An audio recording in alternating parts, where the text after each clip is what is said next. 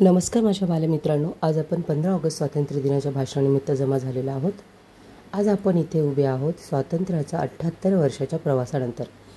एकदा डोळे मिटून बघा, 2-3 पिढ्या मागे आपल्या आजोबांनी पणजोबांनी हातात शस्त्र नाही तर मनात फक्त एकच ज्वाला, ती म्हणजे माझा देश मुक्त झाला पाहिजे. तेव्हा ना मोबाईल होते ना सोशल मीडिया, पण होती एक गोष्ट, देशासाठी जगण्याची आणि मरणाची तयारी होती. आज आपण इथे आहोत, तो तिरंग्याखाली उभे आहोत. तो फक्त कपड्याचा तुकडा नाही तर तो लाखो जीवांच्या बलिदानाचं प्रतीक आहे, ज्यांनी आपलं रक्त सांडून या मातीला मिळवलं. पण विचार करा, आपण त्या स्वातंत्र्याचा खऱ्या अर्थानं आज जतन करतोय का? आजही शत्रू सीमेवर उभा आहे आणि घराघरात बेरोजगारी, गरिबी, भ्रष्टाचार हसत आहे. हा लढा अजून संपलेला नाही, फक्त रणांगण बदललेलं आहे.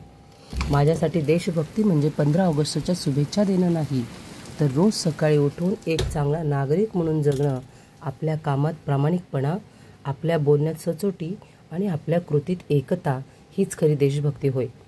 आज या तिरंग्यासमोर उभा राहून मी एक वचन देते, देशासाठी मरण माझ्या नशिबी नसलं तरी देशासाठी जगणं ही माझी जबाबदारी आहे.